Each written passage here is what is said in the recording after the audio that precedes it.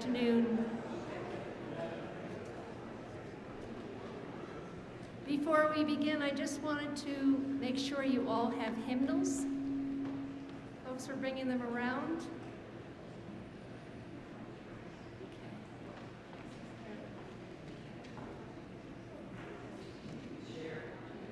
So to begin our service,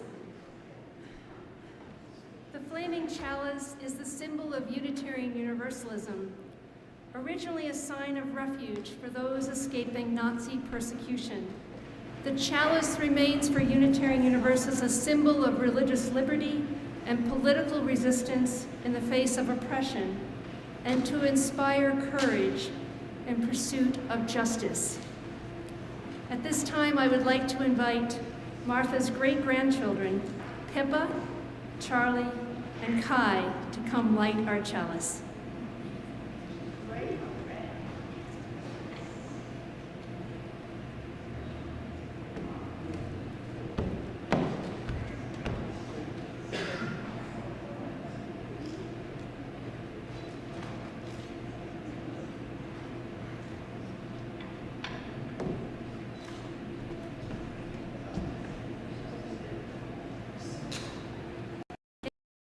Whom we've loved and who love us. In honor of those whose generosity made possible this place and whose ideals we cherish, in the knowledge that we are each inheritors of both reason and kindness, in the belief that the search for truth is a lamp unto life, we have now lit our chalice.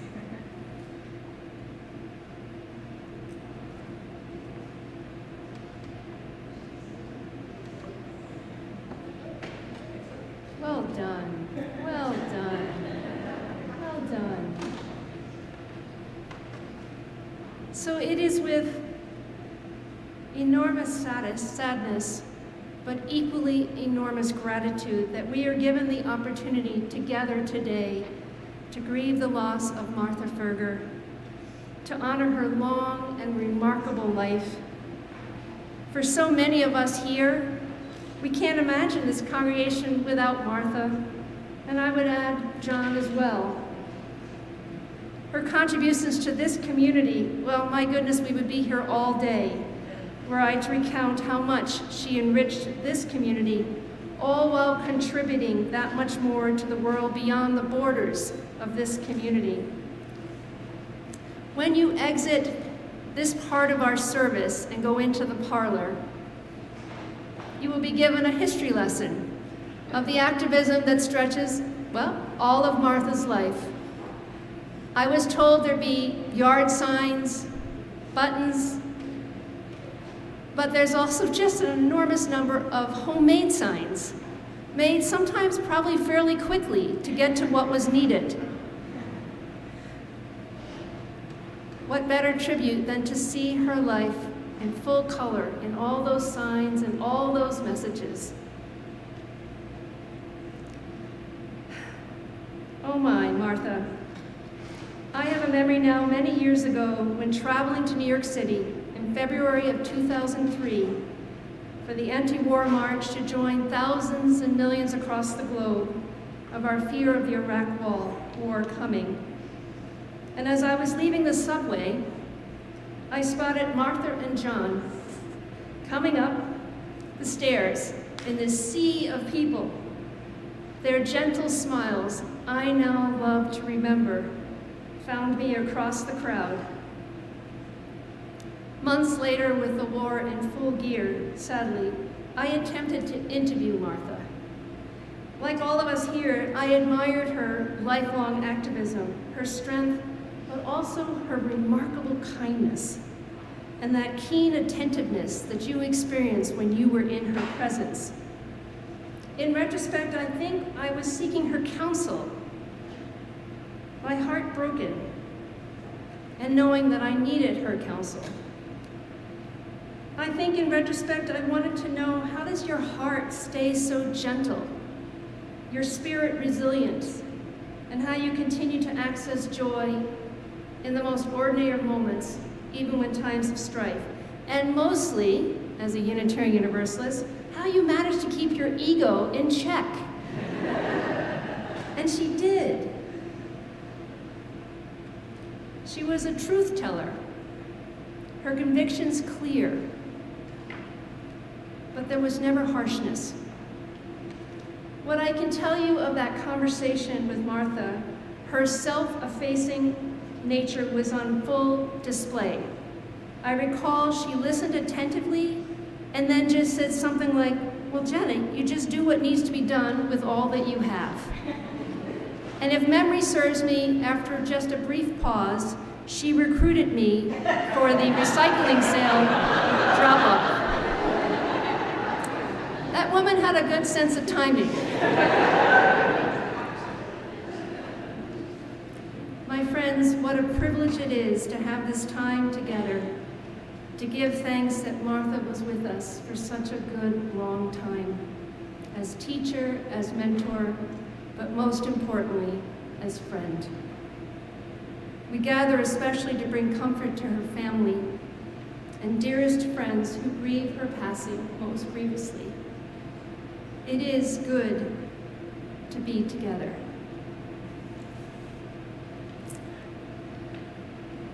Please join me in finding those blue hymnals. Our opening hymn is 276.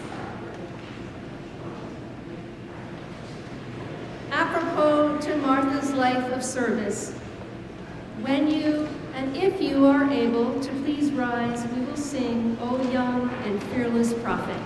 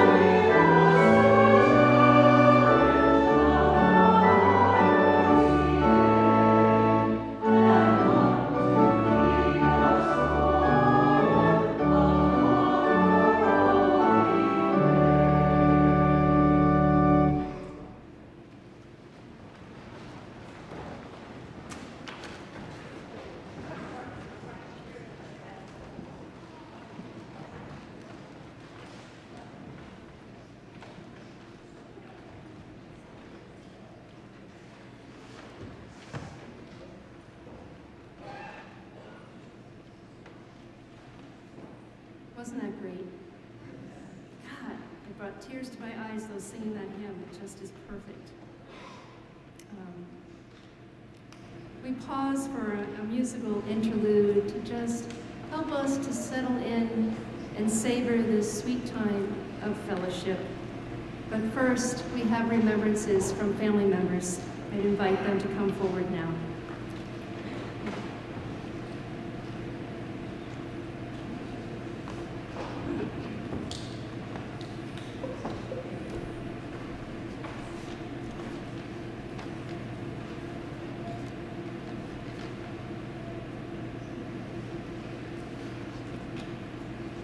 Well, good afternoon. I'm Meg Claypack. Martha was my grandmother. We called her Grampsy. And I was her oldest grandchild. I found Grampsy just marvelous. And I hope you'll indulge me for a few minutes as I share some of the things I marvel about her. I'm just so grateful that you've all come out to remember her with us.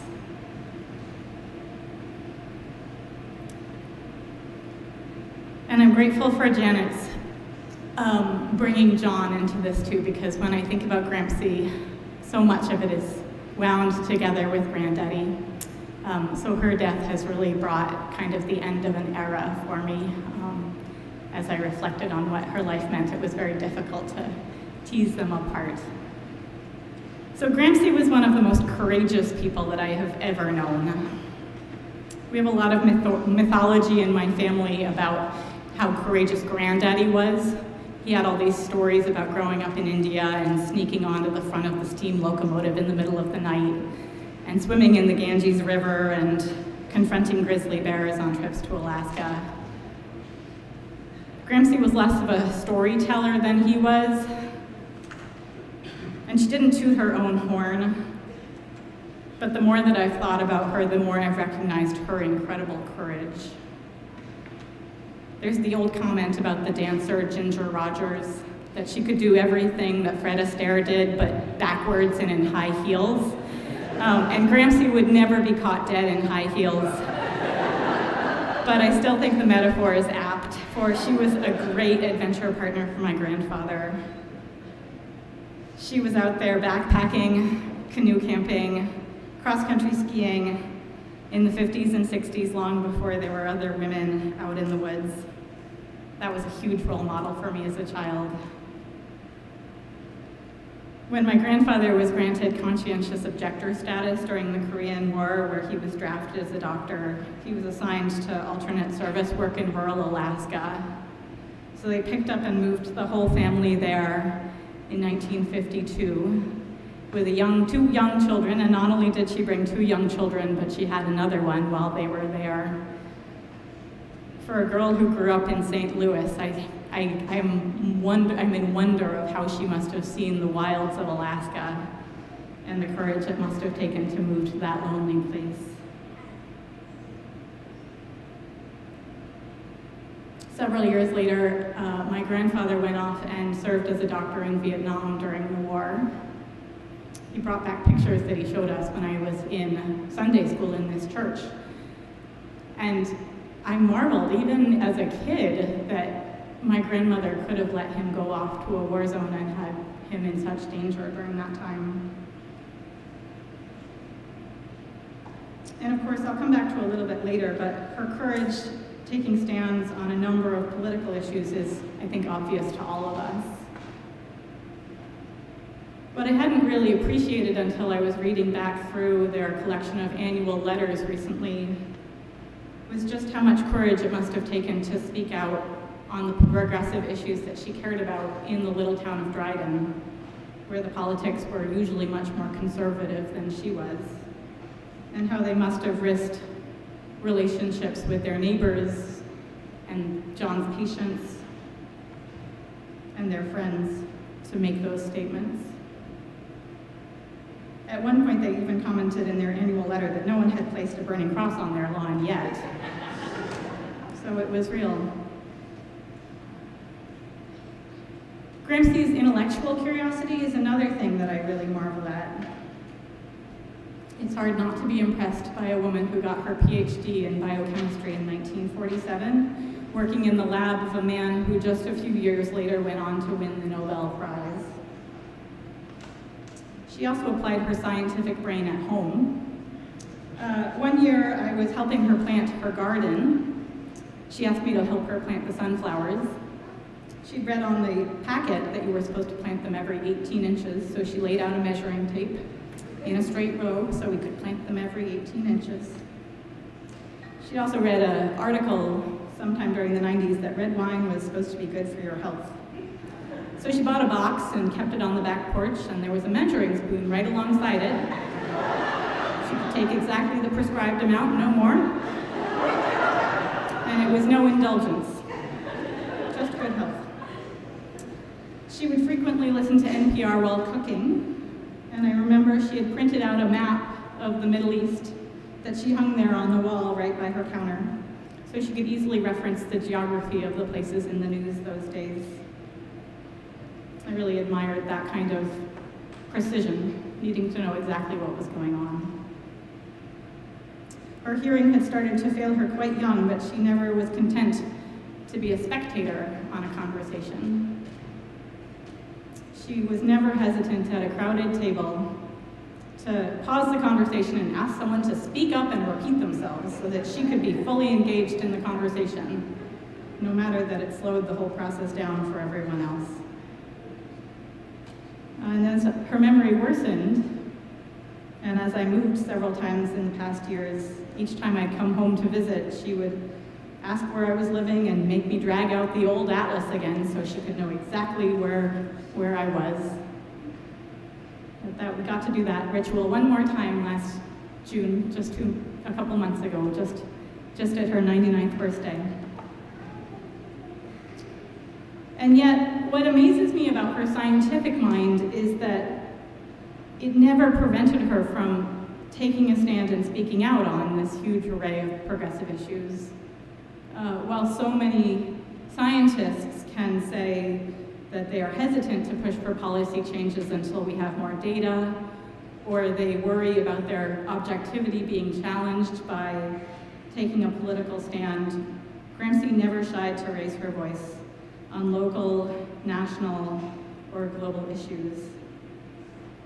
One thing that impresses me is that in a world of urgent concerns, there was no cause that was too small.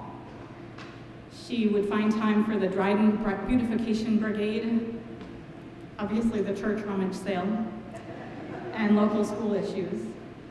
And then there was no cause too big, that she would find a way to be making a difference on the biggest of issues, including nuclear war, global warming. This was hugely influential for me as a young adult as I was figuring out my path and headed off into environmental policy work with her as my guiding star. Many of us read and think about these big issues, but Gramsci somehow kept her heart alive at the same time. She would feel them personally. I really remember when she wrote a family letter.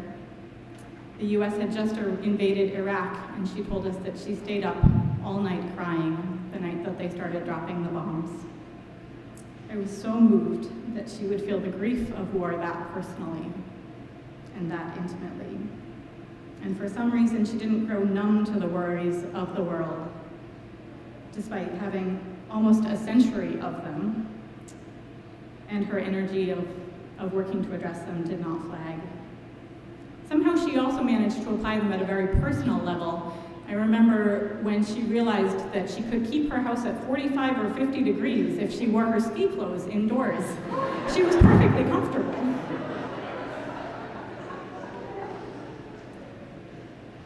Somehow, despite the heaviness of all the times that she lived through, she expressed wonder and gratitude about the most ordinary things of life.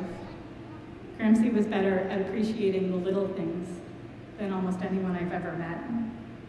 She would spend days talking about how much fun she'd had raking leaves in her yard. She'd say, "Only when you're weeding the garden do you truly get to stop and admire the flowers." When she was over 90, she came to our family's cabin on the lake. We have this water slide that's actually quite steep and goes off maybe a 4-foot drop. And she insisted on going down it still. So her sense of fun never flagged. We let her, in a life jacket. And then when we go over for dinner, she would shoo us out the door saying, "You go on home now. I'm going to do the dishes," and think about what a fun time we've all had together. I've got a photo of her on my windowsill right by my kitchen sink since she died. When I do the dishes, I think of what a good time we've had together. Her memory is a marvelous blessing.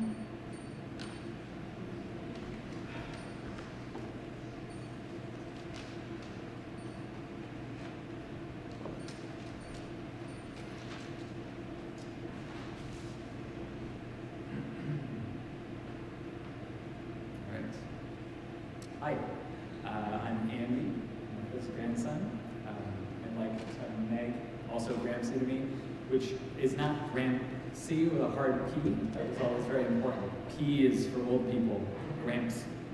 Oh, there we go, thank you.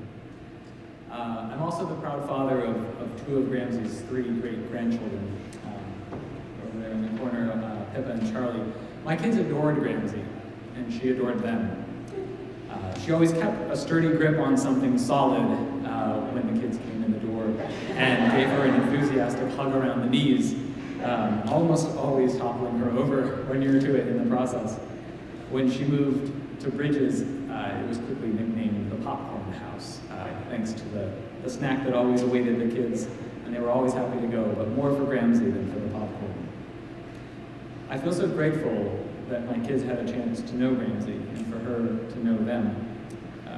One of the surprises of parenting for me has been discovering how much it means for me, for my kids to have their own relationships with the people that I love and admire the most. We've lost several of those people in the last 2 years. First was the kids' other great-grandmother, Dodo, who was on the other coast, and also just an impressive 90-year-old. Next came Gramsci this summer, and then just last month, my wife's father, Don, or Papa to the kids. So it's not surprising that my son, Charlie, has been insistently curious about death since he was 3 years old. He has a lot of questions, and it shows up in his imaginative play, and it's a subject that often seems to be on his mind. Sometimes this comes with comic relief. He quickly refuted my advice that you only have one life, so you should use it well. He said, "No, you have 2. One when you're alive and one when you're a ghost." So we don't agree on every point. Recently at bedtime, he quietly asked me, "Daddy, did Dodo and Gramsci and Papa have good lives?"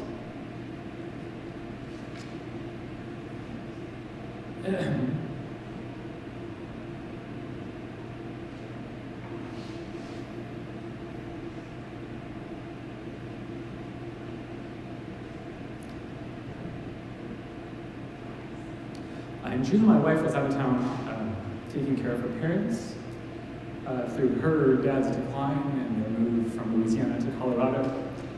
And I was here in Ithaca taking care of the kids. My Aunt Catherine was here as well, staying with us and caring for Gramsci in the final days.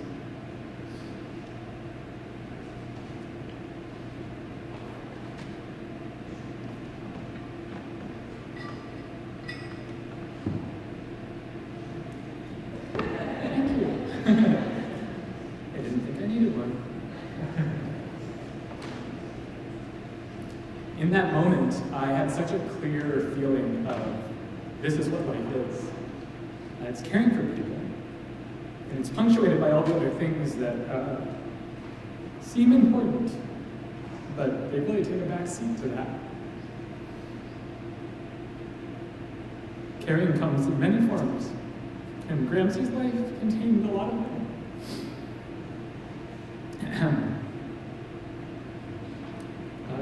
It was evident in the family that she built with Granddaddy and the 3 daughters that they raised.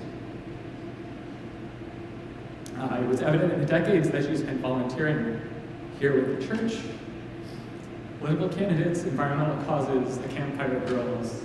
Like Meg said, no cause was too big or too small. Her care was, you could see it in the stacks of books in her living room that always grew taller, never shorter, covering every issue of importance in the world.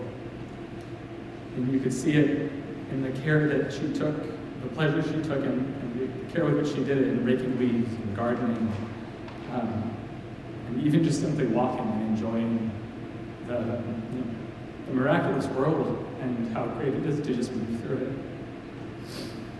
And it was obvious in the way that I'll always remember most when I think of Gramsci, which is the way her face lit up the moment that anybody walked in the room. She was always so delighted to be with the people that she cared about. She cared for a great many people and a great many things and causes. And there have always been many, many people who cared about her. So, Charlie, yes. Gramsci had a very good life.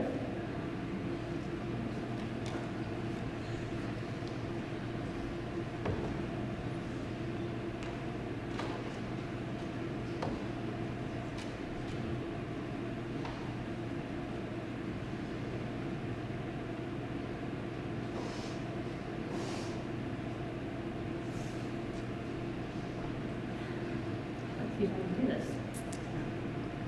Hi, everyone. I'm Molly. I'm Megan's sibling and Gramsci's granddaughter. My siblings and I were given the great gift of growing up just 10 miles away from Gramsci and Granddaddy. And so, Gramsci was an ever-present bedrock of my life, nourishing my growth with regular outings, canoeing, hiking, camping, cross-country skiing, tea parties, slideshows, and of course, leading by example. She taught me many small life details, how to precisely set a table so the sharp edge of the knife always should point towards the plate. She would often correct me, but then big life lessons of how to live a principled and service-oriented life. I don't know any other grandmothers who were arrested at age 91. As a little kid, I loved visiting Gramsci and Granddaddy's house. It was a house of adventures, uncounted rooms that were filled with old and fascinating things from all over the world. I loved swinging on the swing that Granddaddy installed for her retirement gift, and I loved relishing in her flower gardens. Hollyhocks and tuberous begonias will always be Gramsci's flowers. Occasionally we would spend the night at Gramsci's house, and she would always, or as I remember, make cornmeal pancakes. And I was a very picky kid, but I loved them. As we grew older, we spent fewer nights in Dryden, and so we asked her for the recipe, thinking that our kindly grandmother would give it to us. But no, Gramsci saw it as a negotiation tool for getting us to spend the night more often, so she did not give us the recipe. And so it probably would have been lost to the sands of time, but fortunately she did give it to her daughter Kathy, and so her legacy can live on with deliciously crispy pancakes. But most of all, I love to go camping in the Adirondacks on Piseco Lake with Gramsci and Granddaddy, a tradition that extended from the mid-1980s till 2015 when Gramsci was 91. Gramsci loved Piseco. In fact, one of the few stories that stayed with her in these last couple years was how she and John discovered Piseco one snowless Ithaca winter when they went hunting for cross-country skiing in the snowier reaches of New York State. It was one of the few stories that she still had, and she loved to tell it. Sweet are the uses of adversity, she would always say to start off that story. Through Piseco and then a backpacking trip in the Sierra Nevada mountains of California, Gramsci was a critical part of the community that got me to enjoy hiking, camping, outdoor adventures, and taught me that things worth doing often involve pushing yourself. I have a strong memory of one of our first hikes in the Sierras, and I was tired and whining and not wanting to hike.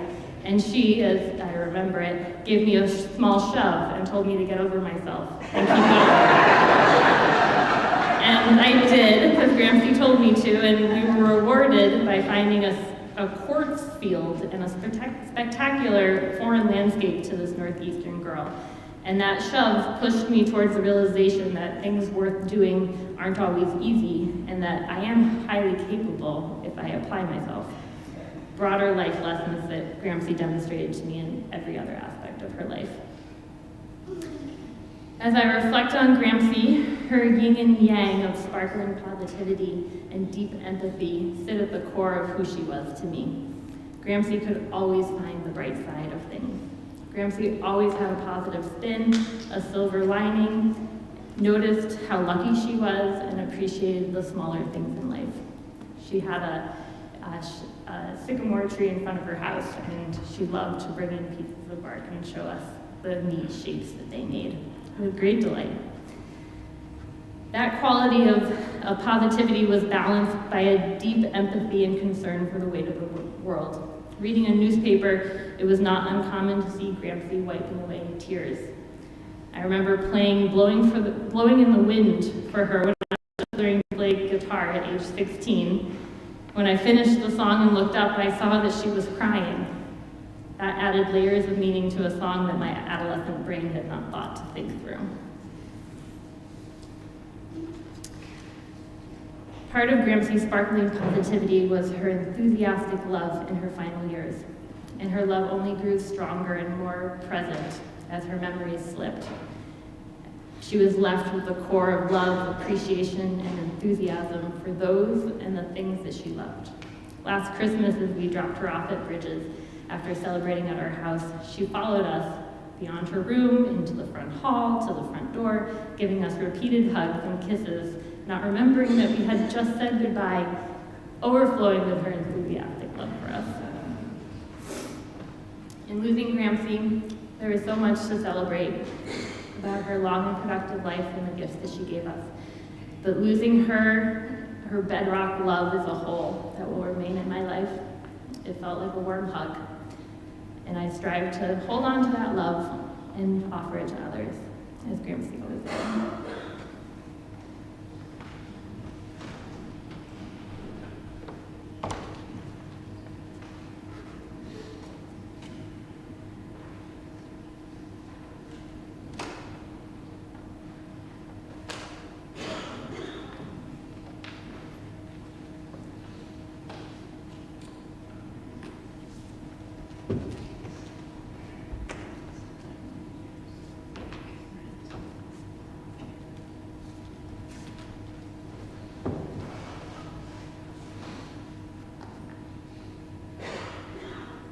I'm so glad to be with you here this afternoon to honor Martha.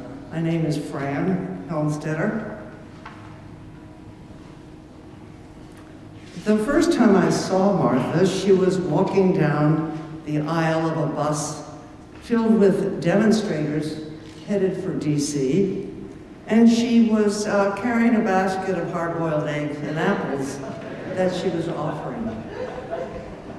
Her warm smile enhanced a deep passion for justice and peace. That Martha established and led the Social Justice Council of this church, the SJC, was natural for her and a lucky break for the rest of us. Our monthly meetings were genial and relaxed. Martha usually brought a picnic basket of tasty food, and Jim Murphy and I parked our dogs under the table. The discussion was always lively. Through the years, Martha encouraged and assisted many action teams.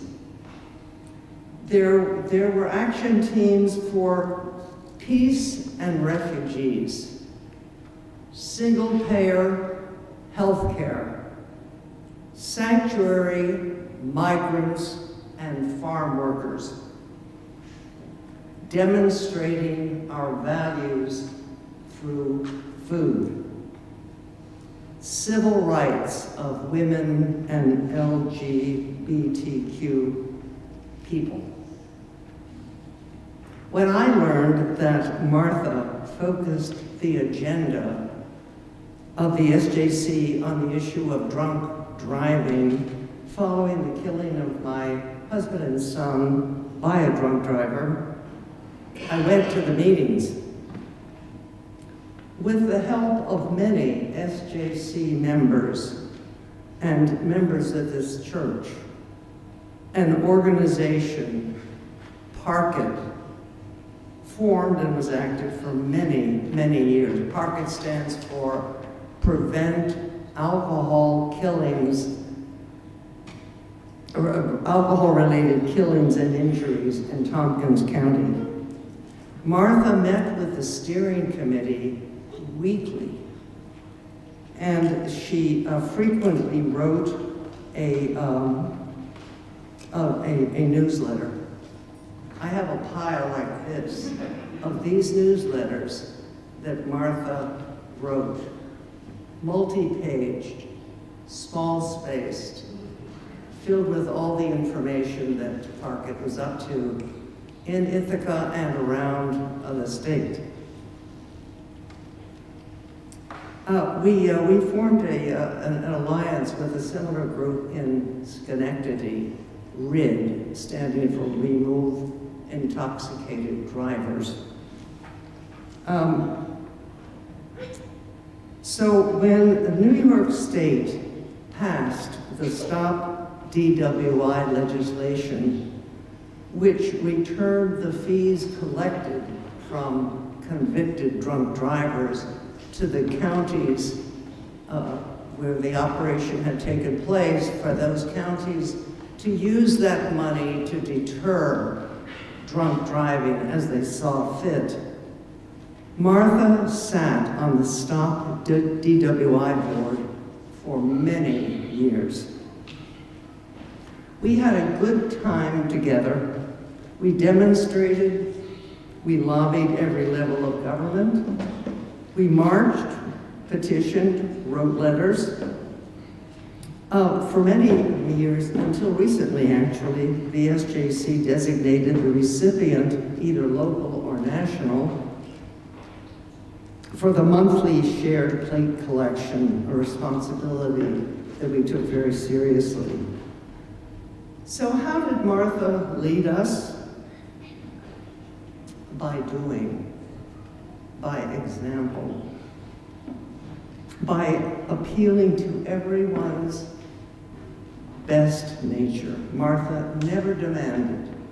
She never persuaded. She never raised her voice.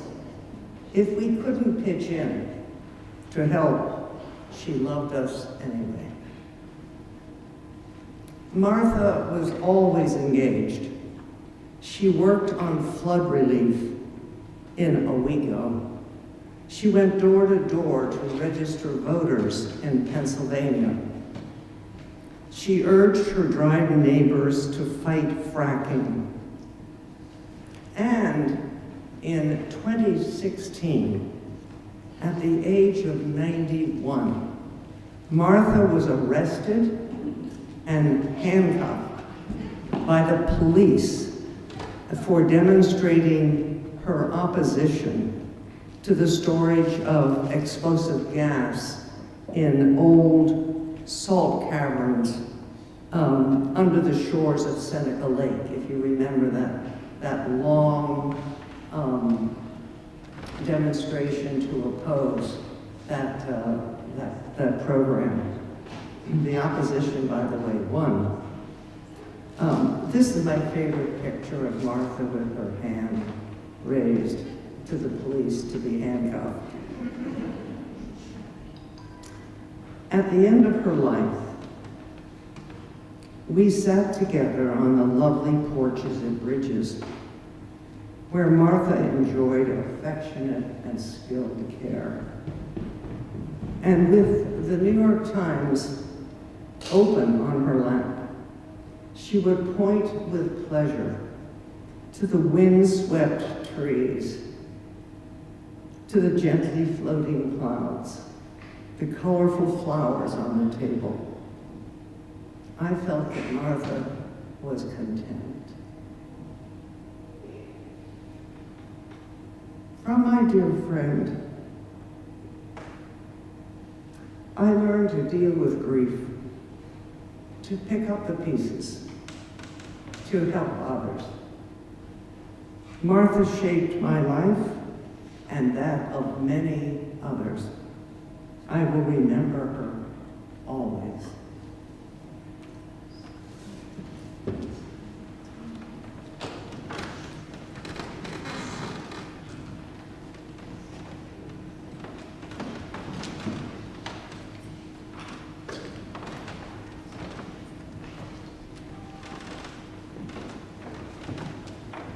Greetings. Most of you do not know me. My name is Gretchen Fuchs, and a lot of you may or may not know that Martha was my only aunt. Martha had one brother who was my father, and we lived in the mountains of Colorado when I was little.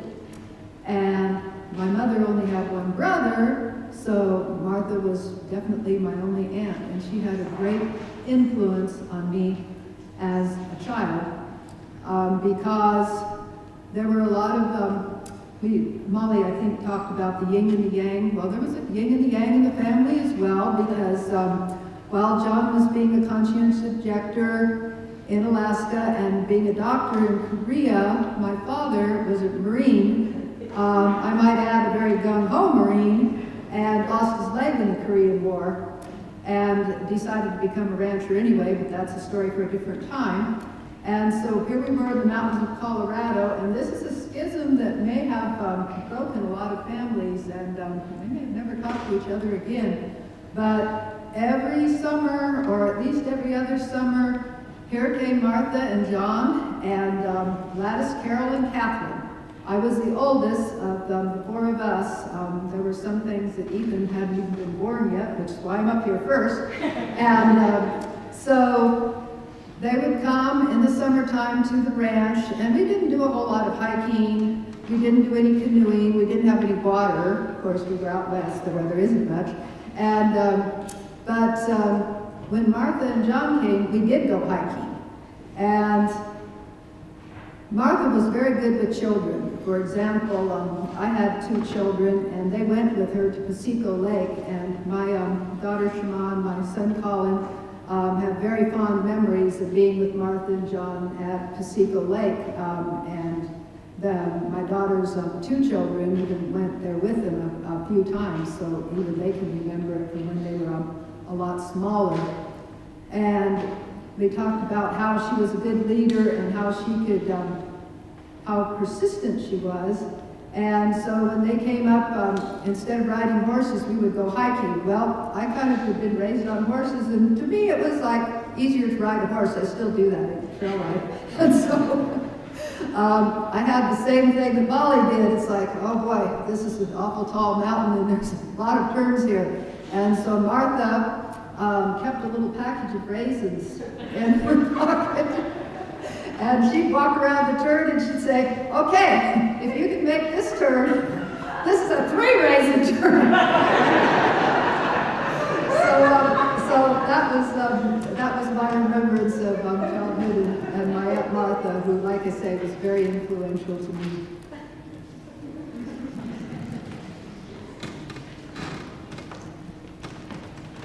Hi. I'm the little brother of Ethan Fuchs. And like Gretchen said, our dad was Martha's only sibling. And I just wanted to share my memories today. Martha was a person that we would always just brag on. She was just bragging material. And the older she got, the more we bragged on her. And she and John came out. The last time John visited, he was either 80 or almost 80. And they took our kids up, and we rode the train in Chama, New Mexico, up into Colorado, and the coal diesel-powered train and went over the mountain and just really had a nice time. We camped up at 10,000 feet. And here they were. I mean, I was bragging on them then, you know, 80-ish and camping out in the cold and up by the Santa Fe ski area in New Mexico there. And then we went down to Carlsbad Caverns that same week, and the only national park in New Mexico. And of course, the cave is really neat, but the campground is like solid gravel, and it was hard. And we were camping in little tents, and John and Martha had their tent there, and I was thinking, wow, you know, most people their age would be getting a motel. And but John wanted to borrow. We had an extra one of those thin-slate pads, you know. He wanted to double up, so I think he was sleeping on 1.5 inches instead of 3/4 of an inch because we loaned him one of our pads.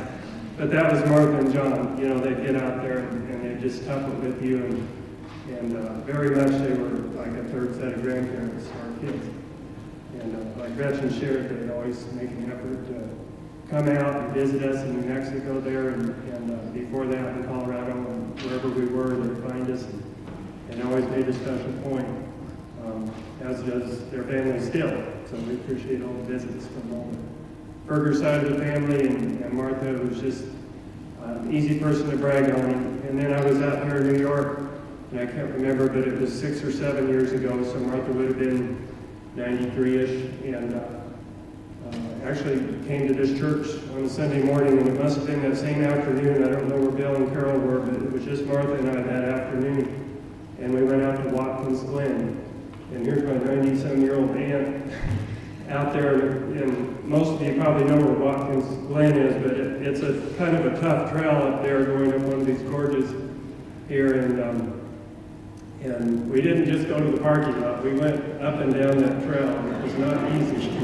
I promise. It was later in October, and it was wet and slick, and the rocks were broken, and that was just a real sweet memory of Martha. She was just one of those outdoors people, which the family, I think the whole family are all very much outdoors people, and I think Martha was kind of our mentor in that regard. And then she always had such a positive attitude. You know, even after she broke her hip, I think it was Kathy was there with her at the time, and I called in. And Martha was just an upbeat person. You know, I didn't get those genes. I'm not always upbeat like that. But she was just such an upbeat person, and that's my favorite memory of her. She was just always ready to get out and get healed and go on. And I think we've heard that a lot today, that she was just no quitter. Appreciate that about her. Thank you.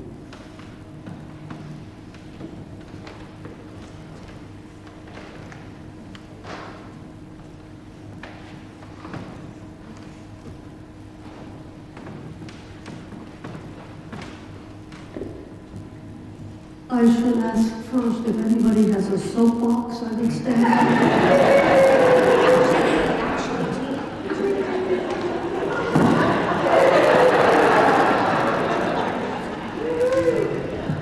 Boy, if all my wishes came true that fast. My name's Gladys Howard. I'm Martha's oldest daughter. I have been in this building off and on since I was 4.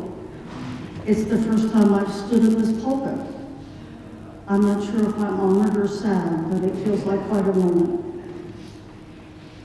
At the end of her very magisterial novel, George Eliot has her main character, Dorothea Brooks, marry an impecunious, energetic, political journalist. In doing this, she gives up all her money. She gives up her social standing. She melts into the anonymous population of London, which she's never been anonymous in her life. However, she's not the loser, and neither are we. George Eliot observes, her full nature spent itself in channels which had no great name on earth, but the effect of her being on those around her was incalculably diffuse. For the growing good of the world is partly dependent on unhistoric acts, and that things are not so ill with you and me, as they might have been, is half owing to the number who lived faithfully a hidden life and rest in unvisited tombs. The first time I read those words, I thought, that's my mother. It didn't have to be that way. She could have developed probably a fairly well-known name. She had the background for it.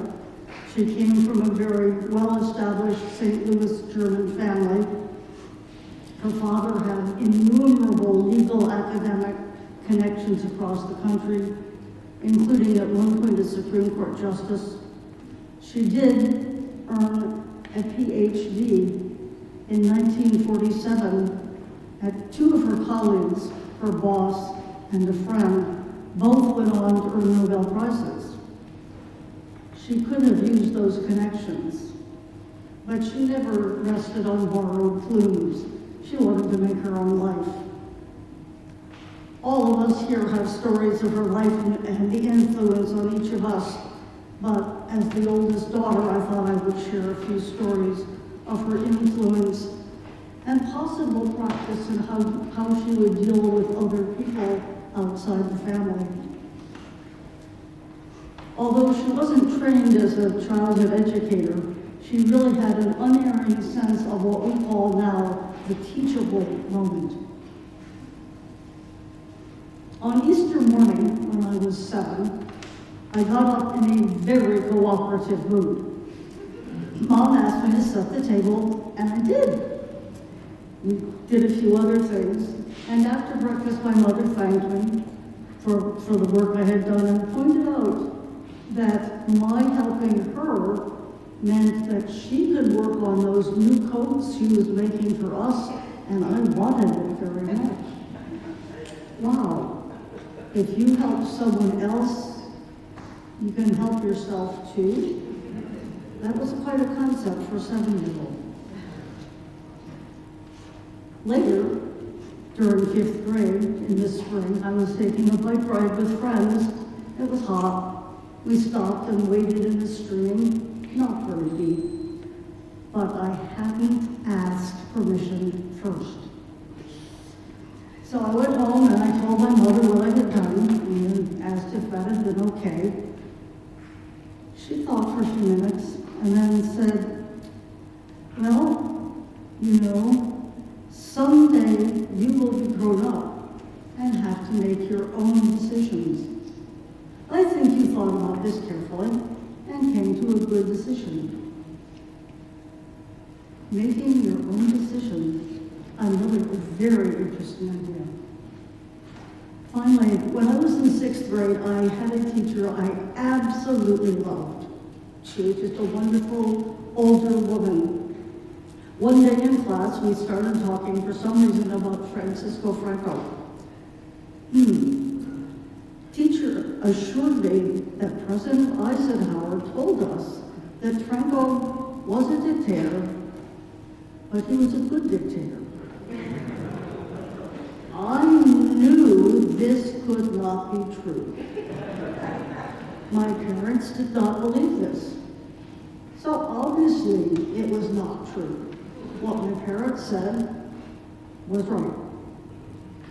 On the other hand, my teacher said something different. But I could still love the teacher. Some things didn't matter. You could still appreciate someone even if you didn't agree with them. That was a very good lesson for a 6th grader. May we all love each other the same way.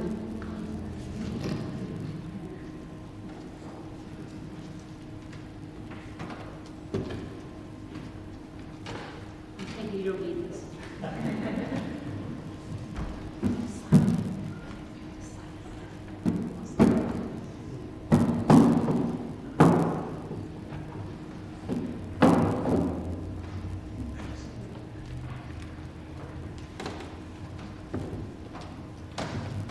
hope I don't need this too.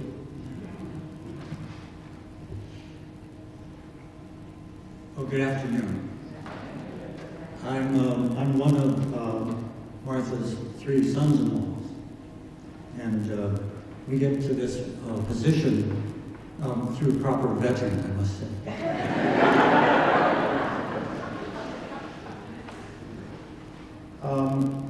I'd like to, a lot of things have been said already that I don't need to repeat for you. I would like to share a couple of vignettes. The one vignette is about Carol's and Mark and Kathy and Gladys's paternal grandfather, Ferger. When he was 97, he was at our house. We lived in Hammondsport at that time. And he held our youngest infant, Molly, in his arms. In 97, she was not more than a year old at that time. And as he held her, he wistfully remarked that she would not remember him. I should have reassured him at that time that Carol and I and the family would take care of that for him, as we will do with Martha and those of us here today who are too young, really, to remember Gramsci.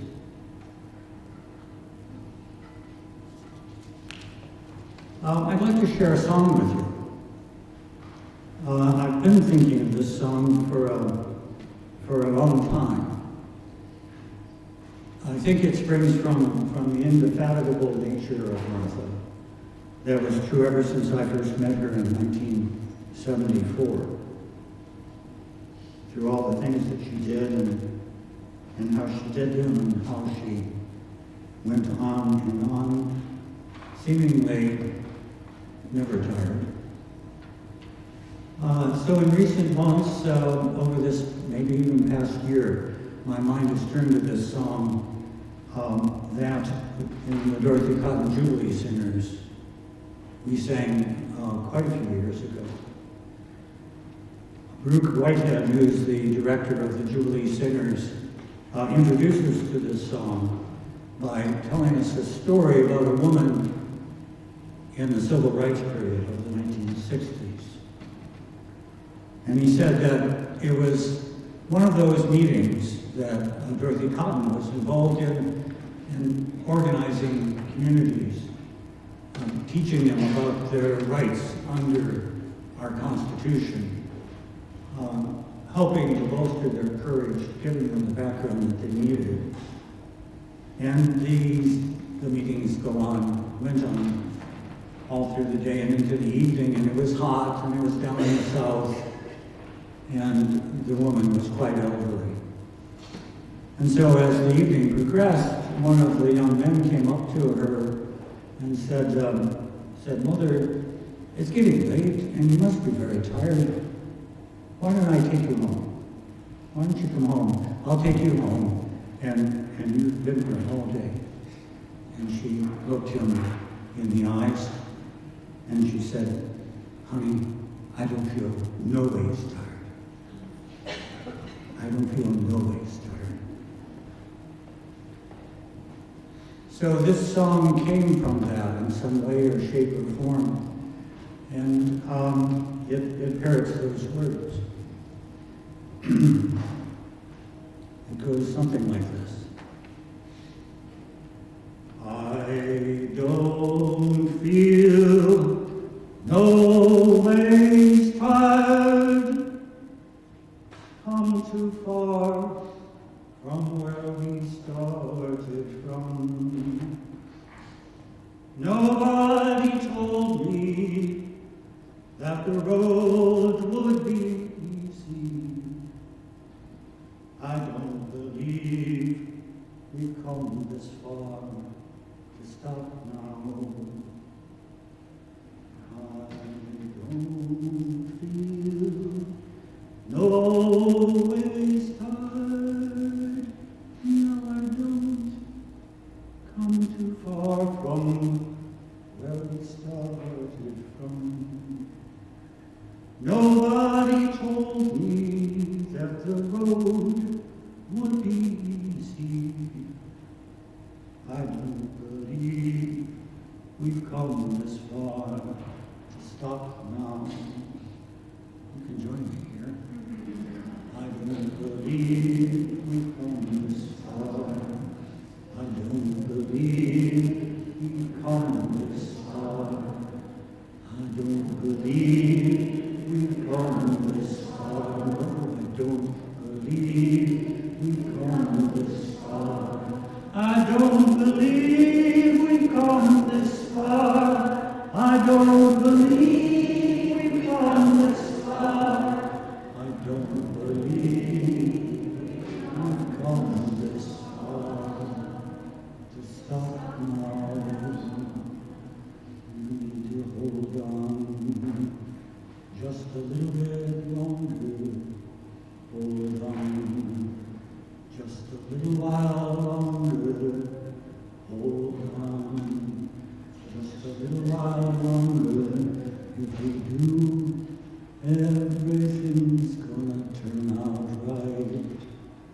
We gotta sing on just a little while longer, yeah. Sing on just a little while longer. Sing on just a little while longer. If we do, everything's gonna turn out right. March on just a little while. March on just a little while. March on just a little while. If we do, everything's gonna turn out right. Shout on just a little while. Shout on just a little while. Shout on just a little while.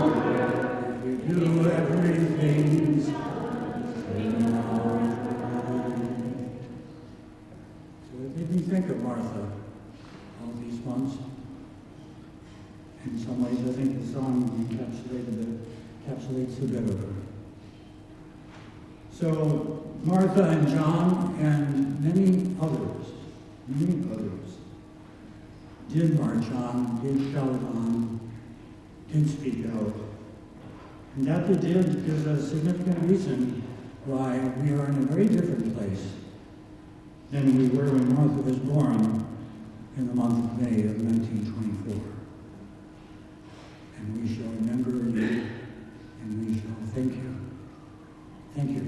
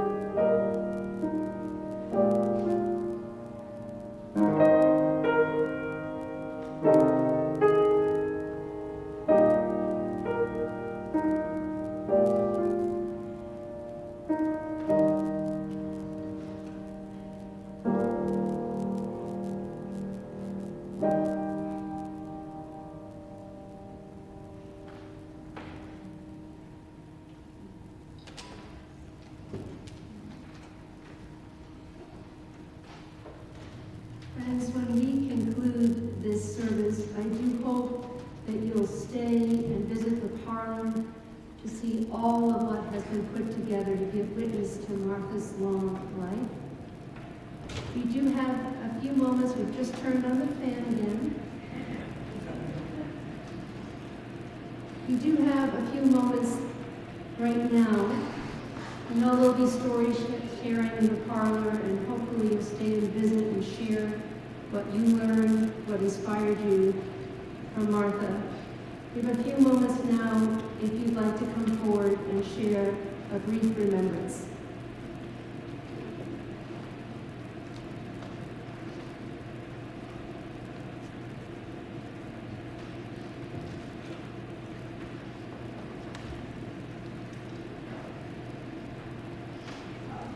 This seems uniquely relevant because it stems from something in Martha's life. And so I've written this as a letter to Carol and Kathy about us. We are thinking of you at this time of loss. Around 1984, Martha had just lost her beloved dad. And Ari, my son, age 4, wanted to know who will be Martha's father now. And this, of course, invokes what Angie was saying. Right? Oh, that's easy. I know the answer to that. I have a PhD in child development. It was one of those children's questions that stop you short. Ari was at an age when children are often interested in death. Probably due to my 4-day absence when Jenny was born, he'd often ask if I would ever die. And I can still clearly recall that I found it difficult to speak. I tried to explain that everyone dies, but that it will be such a long time from now that he won't really need us, and he'll be grown up and have children of his own. And with a little luck, that will be true, sort of. It will be a long time. He will not need us as he does now. He will have new generations of loved ones surrounding him. And then, as I recall, I uttered one of those prayers that comes to all parents. May it be your will that this should only come to pass, that I should live long enough to help him to that point. And moreover, that he would live to be that successful road. Amen. So, it's several decades later, and I remember that moment because of how blessed I knew I was, and how blessed I would be if I could make it just far enough. So was I lying? Is it easier for us to have a parent die in old age? Sure. We don't need them. And yet, if we're lucky, there is a great sadness side by side with celebration. The sadness is a shadow of the breath of that love. It is the void created by its loss. Celebration comes from knowing how fortunate we are to have known such a person, and how lucky for her to have known such love from this family. In a book of Jewish views on death, Kaplan interprets the biblical expression, "How beautiful are your tents, O Jacob, how goodly your tabernacles." To be able to look upon human habitations and to see them as beautiful, even though they are tents, even though they will be folded up and the people will pass on, is to live the life of the righteous and to be able then to die. We might wish that we could live in stone buildings, but all of us must build in tents. To be able to see the wisdom and the beauty, to be able to see the beauty in the tents is the beginning of wisdom. I know your mom shared that vision. May her memory be for a blessing.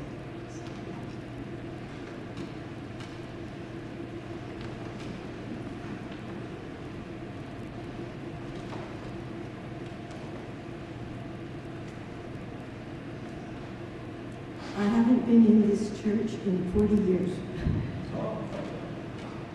I couldn't be that old. But 40 years ago, my husband and I moved here with our 2 little girls. And John and Martha took us in and became like grandparents for our little family that we didn't have here in town. Martha and John, some people look through the short end of the telescope and they gather everyone around them, and other people look through the long end and they bleed for people very far away. John and Martha worked both ends of the telescope. And in that close end of the telescope, She made us feel so special. I had no idea that all of you were so special too. But they always made room for you under their tent. And when the Fergers took you in, they didn't let you go. But I had to move to Washington, D.C. Kathy and Laurel took me up with my two girls, and whenever Martha came down to visit, she insisted on seeing me. So I can't tell you how grateful I am. But I have to tell you, the only time I suspected her of hyperbole was when she talked about her family. How handsome they were, how accomplished, how beautiful. I know all your names. And my girl said, "Do you think they're real?" I can say, yes, they're really real. And it is an absolute joy to see her reflected in every one of your faces. Thank you so much for the privilege.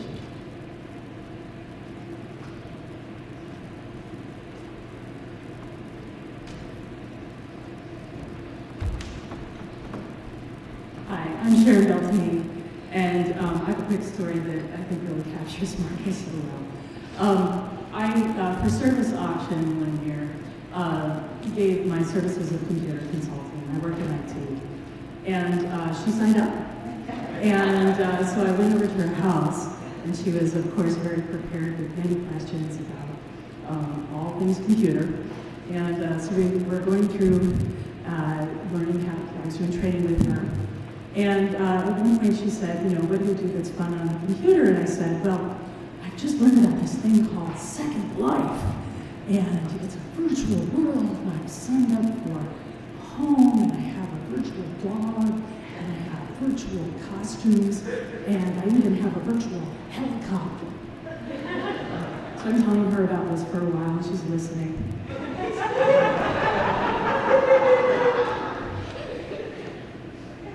And she says, do a lot of other people do this? And I said, yes. And she said, how can so many people spend so much time doing things in a virtual world when there's so much work to be done in the real world?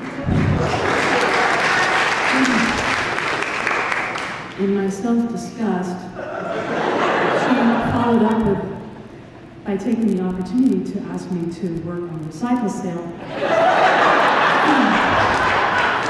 which I promptly signed up for.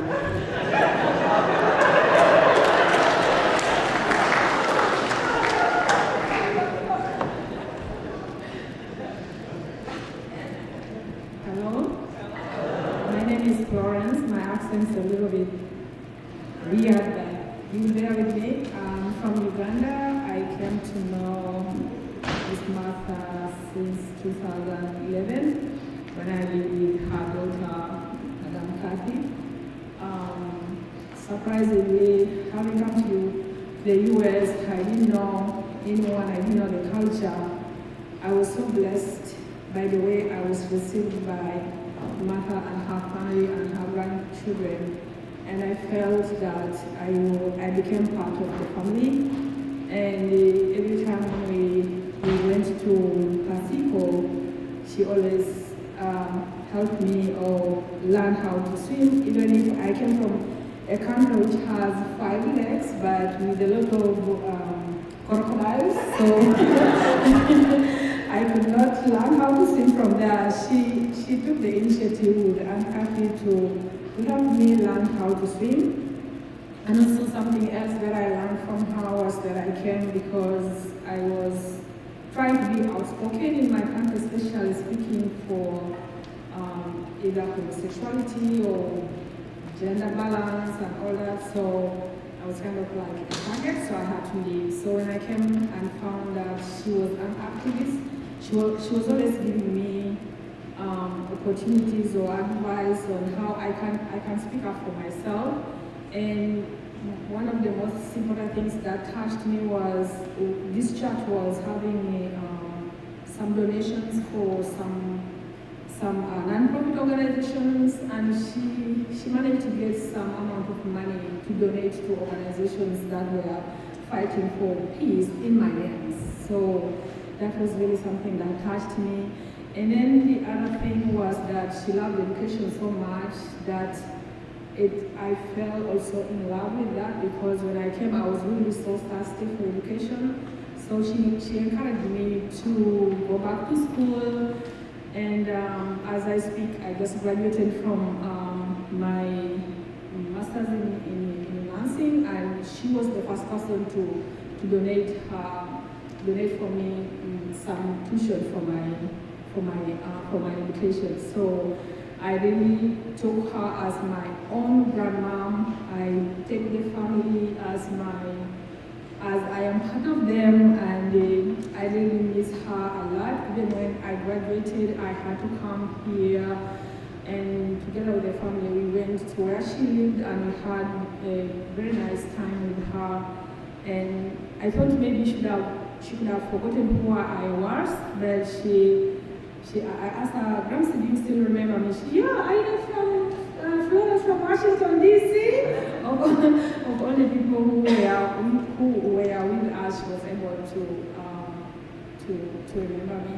So me and my kids, we really miss her so dearly, and I thank the family of Mr. Ferger, Mr. Street, Kathy, and everyone, this community, for accepting me as whom I am. Thank you so much.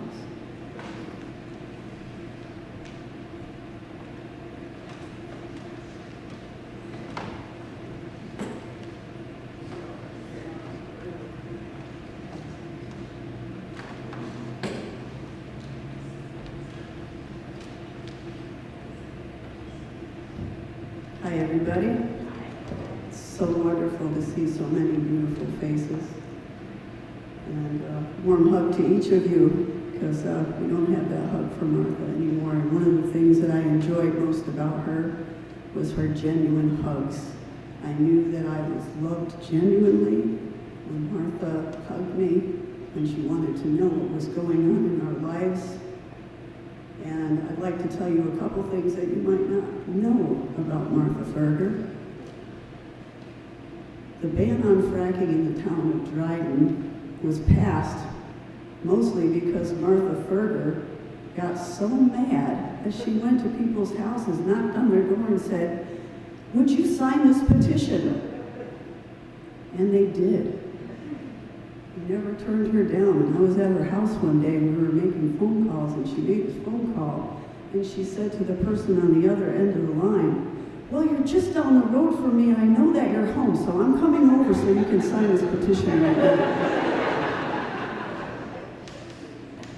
That petition turned the tide on the fracking movement in the town of Dryden. Many of the members of the Dryden Resource Awareness Coalition are in this audience today. We have lost the first member. She was like a mother to me because my mother died when I was just 12 years old. I didn't have a lot of grace growing up. Martha Ferger taught me to live in this moment, not in the past and not in the future, because we can't change the past and we don't know what's going to happen in the future. So we have this moment in time, a better angel of our nature, for sure.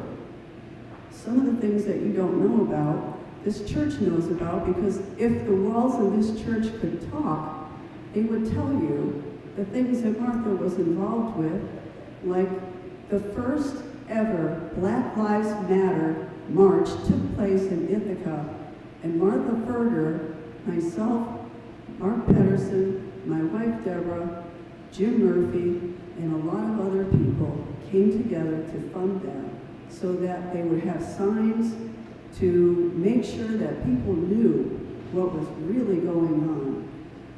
In the parlor, there might be a little tiny sign. It looks like a giant popsicle with a little piece of cardboard on it. It said, "Cameras on cops." She was one of maybe 4 people from the congregation that went to a rally that day to make sure that we could prove what was actually happening was happening. She didn't talk a lot about the things that she did. She didn't brag a lot about the things that she did, so I'm going to. and I hope that you do too. It keeps her memory alive, all of her work, 100 years of work, selfless and empathetic. She was a woman who was always in that kitchen out there, even though it wasn't her job. Somebody came to me one day and they said, "Hey, Joanne, you should come to our church." Being somebody who's gay, I was like, what the hell would I want to do that for? And I came anyway, and I met Martha Ferger, and I met many of you that kept us coming back to this space. And I just wanted to let you know that hug I feel whenever I see a Mayflower in bloom, because Martha gave me those to put at the roundhouse, which she absolutely adored. Every time I see a certain kind of yellow flower, I think of Martha Ferger. When I make gingerbread, I think of Martha Ferger. When I make Moroccan stew, some of you in her family know that recipe, what I'm talking about. I knew her family, not by face, but by their names. I've only met them recently. Last summer when we came back to New York, we made it a point to go and see Martha at Bridges, and her Alzheimer's had really taken care of her memory. But we began sitting on the porch and talking about the night that we spent at Seneca Lake when it was 21 below zero, and we were still out there. The walls in this church made space for people to get trained for nonviolent, peaceful protest with the assumption and the purpose that we were going to get arrested. The picture of Martha Ferger at 91 changed the tide again.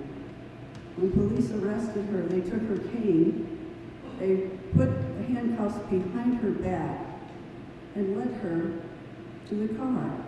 And we snapped picture after picture after picture after picture, and it went national. And when we were in New York City for the climate change, Martha Ferger's picture was in Times Square the day that she got arrested. She was instrumental in getting my wife elected as the first lesbian in South Dryden that was ever elected. And she was there when she had breast cancer and couldn't continue that anymore.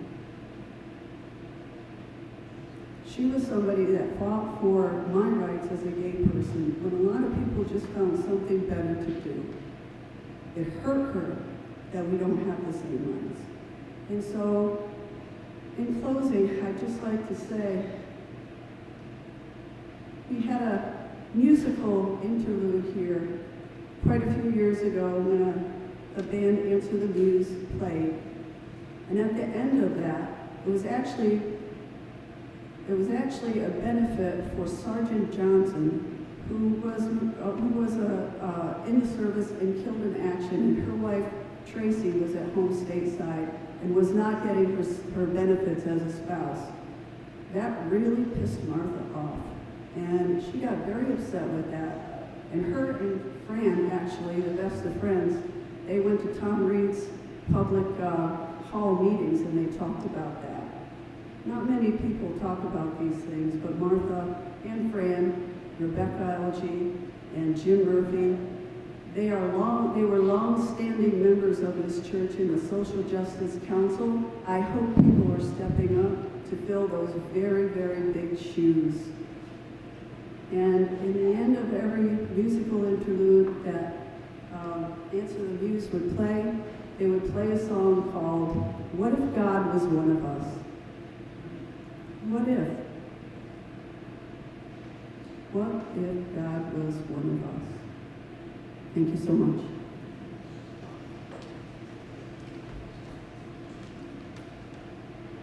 Joanne, did you get recruited to the recycling sale? I got 7 years in down in that basement. Thank you. What amazing stories, and I know there were many, many more in the hearts of those sitting in these character-building pews. At least that's the way we speak of them. So please stay and visit with Martha's family, visit with each other. remember Bill's song and how that should also stay in our hearts to continue the work, a better way to honor her memory. So it's time to sing again. Find your hymnal. The hymn is number 21 in the blue hymnal, For the Beauty of the Earth.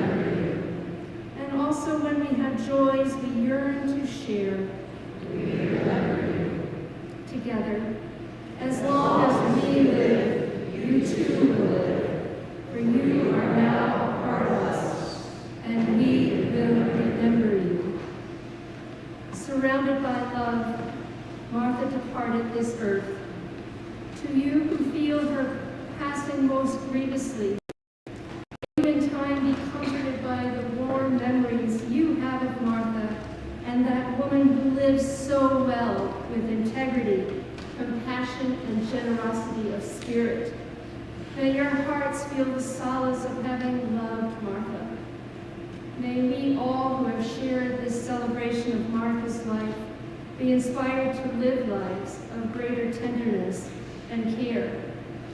May this be so. Martha's family has invited all of us, if we choose to take one of Martha's many yard signs, or may otherwise, have mercy on this family and take them home.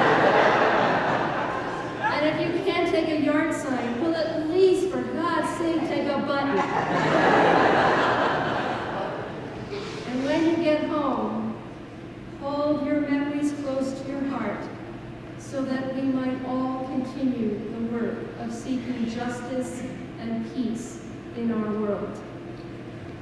Truly, too, the celebration is not an end. There will be a slideshow here after we have departed to go get food and drink. Let me be a little schoolmarm here. Do not bring food and drink back in here. I did it the last memorial, and I've been reprimanded, so I share with you. But there's also going to be slides in the parlor as well, and also just wonderful pictures. They'll activate your stories, and do stay and share the stories of others. And if you have time, please sign the guest book that's just to the right outside. So Martha's family requested that our postlude music be her beloved lullabies. Here's the good news, and this is so Martha. You don't have to stay in your seat. As the lullabies are played, we hope you'll find your way to the parlor where food and drink fellowship awaits one and all. Blessings be on all of you, and indeed, may Martha's Ferger's life be a blessing.